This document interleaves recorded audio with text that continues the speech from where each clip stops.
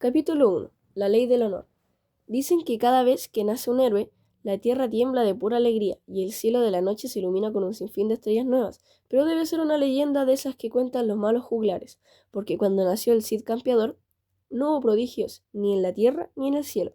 El sol salió y se escondió como siempre, las aguas de los ríos bajaron con calma y en el paisaje dorado de los campos no se vio más movimiento que el del trigo mecido por la brisa.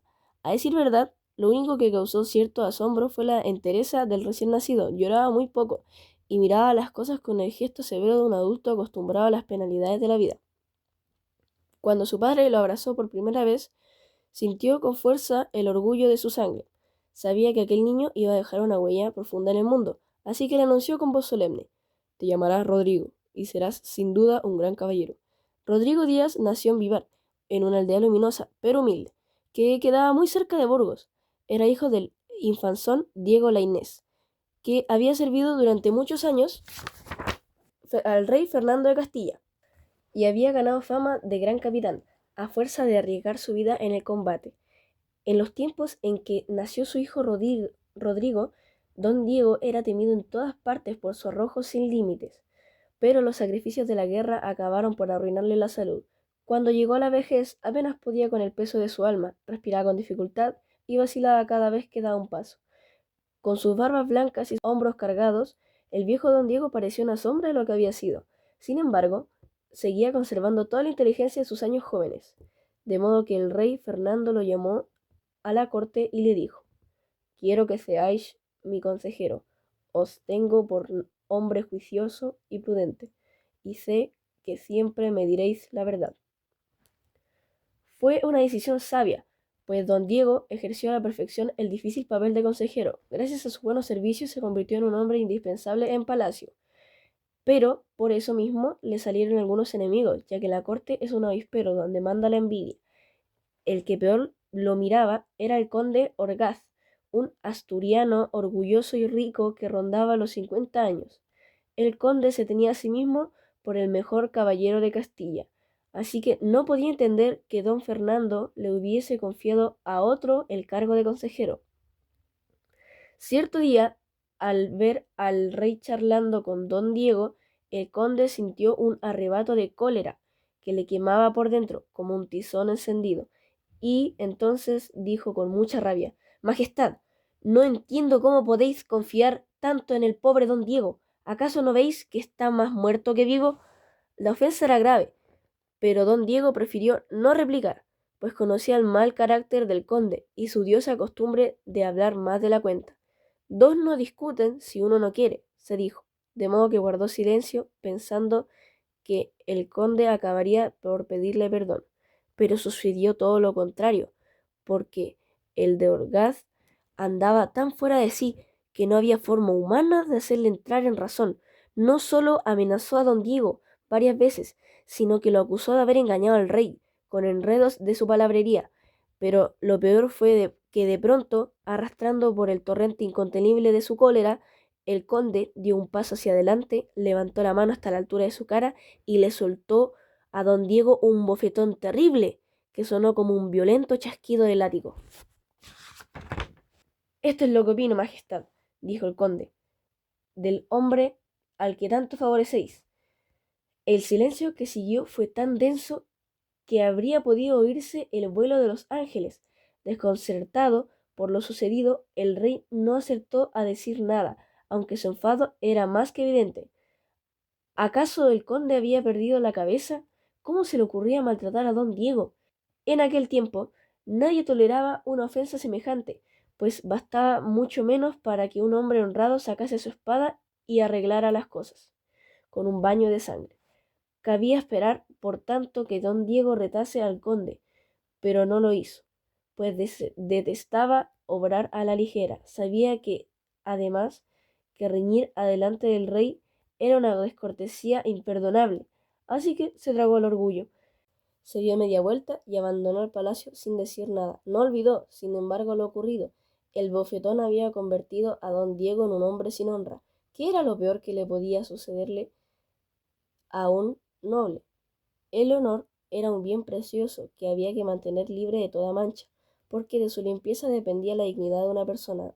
Don Diego, pues, se sentía destrozado y pasó 3 días encerrado, sin comer ni dormir. Cuando se sepa en Burgos lo que ha ocurrido, pensaba, todo el mundo me despreciará por haber dejado sin castigo al conde. El honor de mi familia está dañado, ya nadie volverá a respetarnos, ni a mí ni a mis hijos. Para recuperar su honor, a don Diego no le quedaba más que un camino, la venganza. La deshonra se lava con sangre, solía decirse en Castilla. Sin embargo, don Diego no deseaba enfrentarse al conde, aunque lograra matarlo. Se decía, ¿qué lograré con la venganza? Prefería olvidarse de todo, pero de pronto comprendió que era imposible. No tengo más remedio que retar al conde, se dijo. Lucharemos a 0 contra 0 para que Dios decida quién debe morir.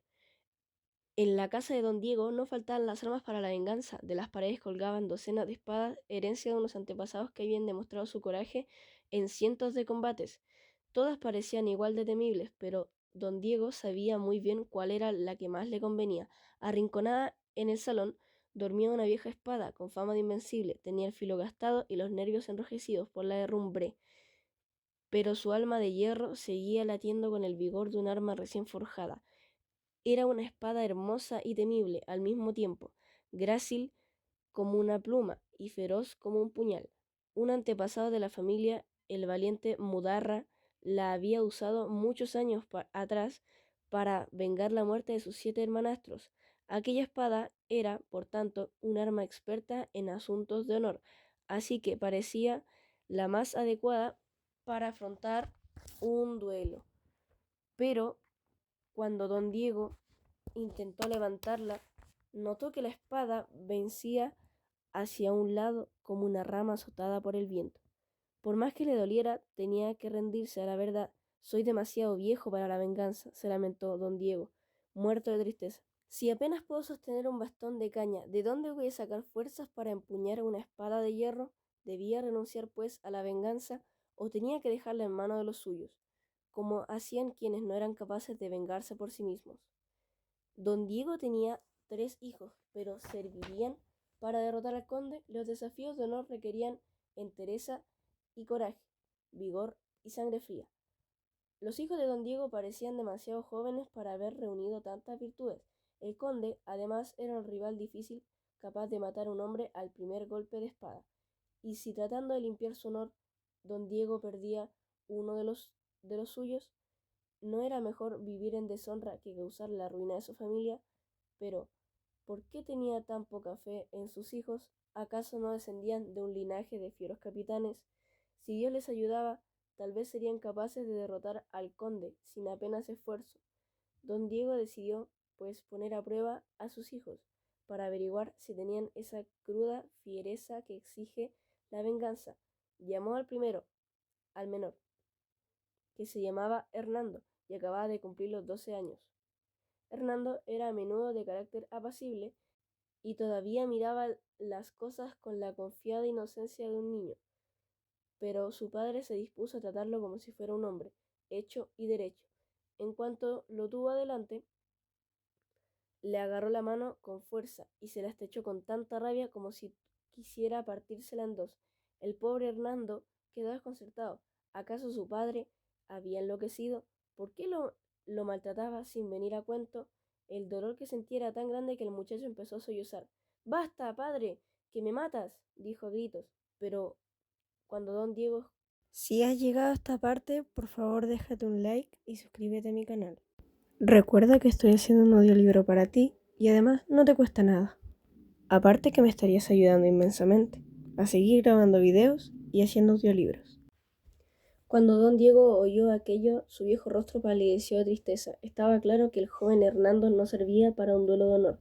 Si se estremecía con un simple apretón de manos, ¿cómo iba a plantarle cara al conde?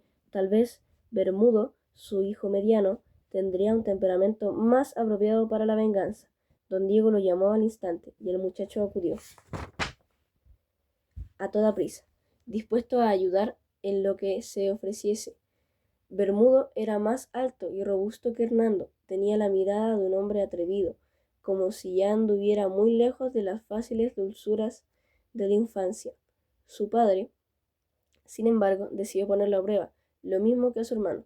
Cuando Bermudo se presentó, Don Diego le puso los ojos en blanco como si fuera a desmayarse. Asustado, el muchacho corrió a sujetar a su padre para que no cayera. Entonces don Diego dejó de fingir, recobró de pronto el vigor de su mirada, tomó a fuerzas las manos de su hijo y comenzó a apretárselas sin ningún miramiento. Bermudo sintió un dolor tan grande que gritó de espanto. ¡Basta, padre, que me matas! La prueba estaba hecha, y el rostro de don Diego se dibujó otra vez la mueca triste de la decepción. Tampoco Bermudo serviría para enfrentarse al conde de Orgaz. Entonces seguía siendo tan tierno como una doncella. Solo me queda una esperanza, se dijo don Diego. Pensaba en Rodrigo, su hijo mayor, que tenía entonces 16 años. Rodrigo era un muchacho cumplidor y juicioso, que hablaba poco y nunca discutía. Tenía el aire imponente de los mozos que ignoran el miedo, y en los ojos vivaces de los hombres que siempre están en guardia. Desde niño soñaba con ser un buen caballero, y se había aplicado tanto en conseguirlo que todo el mundo en Vivar le anunciaba un largo provenir de victorias. Rodrigo manejaba la espada con una enorme soltura, cabalgaba con destreza en un viejo jinete y tenía corazón noble, propio de los grandes caballeros. ¿Qué quieres, padre?, preguntó al llegar. Don Diego no respondió una sola palabra, sino que tomó la mano derecha de su hijo y se la llevó a la boca para morderle el dedo corazón. Lo hizo con tanta hazaña como si tuviera delante el mismísimo conde de Orgaz. Pero Rodrigo no mostró el menor signo de dolor o de espanto, lo que dejaba claro que era más recio y sufrido que sus hermanos. Sin embargo, don Diego no se dejó impresionar, pues siguió mordiendo cada vez con más decisión, al igual que un lobo empeñado en destrozar a su presa. A pesar del dolor, Rodrigo permaneció sereno, como si sus manos fueran de hierro macizo. Pero, cuando su dedo soltó la primera gota de sangre, en sus ojos llameaba un fogoso de rabia. «Si no fueras mi padre», bramó, «te haría pagar muy caro el odio que me muestras». Al oír aquello, don Diego sonrió, por vez primera en muchos días. Acababa de encontrar en Rodrigo la furia que buscaba. «Que Dios te guíe, hijo mío», exclamó entonces, «porque el honor de la familia está en tus manos». Con la voz recortada por la vergüenza, don Diego le explicó a su hijo lo que había ocurrido con el conde, y Rodrigo se indignó tanto que quiso ejecutar la venganza al instante. Así que tomó la espada de Mudarra, se montó en su caballo y se alejó de Vivar a galope tendido. Parecía decidido a acabar con el conde, pero cuando divisó los pálidos muros de Burgos, se dejó arrastrar por las dudas. No pudo matarlo, se dijo, con el corazón abrasado de dolor, o perderé para siempre a Jimena. Jimena era la hija del conde Orgaz, que acababa de cumplir 15 años, y pasaba por ser la muchacha más bella de Burgos. Su piel era blanca como un lirio, sus ojos grises brillaban con un suave resplandor de plata fina, y su voz sonaba tan dulce como un susurro en mitad de la noche. Desde que era muy niño, Rodrigo había adorado a Jimena con toda su alma, pero la vieja ilusión de conquistar su amor se había transformado de repente en un sueño inalcanzable. Si quería salvar el honor de su familia, Rodrigo no tenía más remedio que enfrentarse al padre de Jimena, pero si lograba darle muerte, destrozaría el noble corazón de la muchacha, a la que tanto amaba. Abrumado por las dudas, detuvo su caballo y pensó incluso en volverse a avivar, pero al final se dijo, primero es la honra y luego el amor. No puedo traicionar a mi familia por un simple capricho de mis sentimientos. De modo que espoleó de nuevo al caballo y siguió su triste camino hacia Burgos. Alcanzó la ciudad al mediodía y le costó muy poco encontrar al conde, que asomó en la boca de un callejón, vestido con las prendas lujosas de un hombre rico. Caminaba a solas con la barbilla en alto, igual que un príncipe orgulloso de sí mismo. Tenía la distinción que uno esperaba de un noble, pero su mirada atravesada era más propia de un bandolero que de un hombre de honor. Entre la gente de Burgos, el conde despertaba muchos temores, pero Rodrigo no se dejó impresionar, sino que se cruzó en su camino para cerrarle el paso. «Vengo a limpiarle el honor a mi padre», le advirtió al conde con tono severo, empuñad la espada ahora mismo, porque vamos a luchar. El conde lanzó una carcajada. Yo no lucho con niños, exclamó, pero si aún lleva la leche de tu madre en los labios. Cuando Rodrigo oyó aquello, su mirada se enturbió, como un arroyo en el que cae de repente un chorro de sangre, decidido a matar o morir.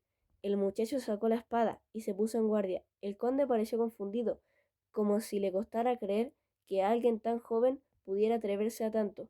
Luchar contra un adolescente le parecía poco honroso, pero la vanidad lo cegó de tal manera que no dudó en empuñar la espada. Aquel chiquillo necesitaba una lección de humildad, y el conde estaba decidido a dársela.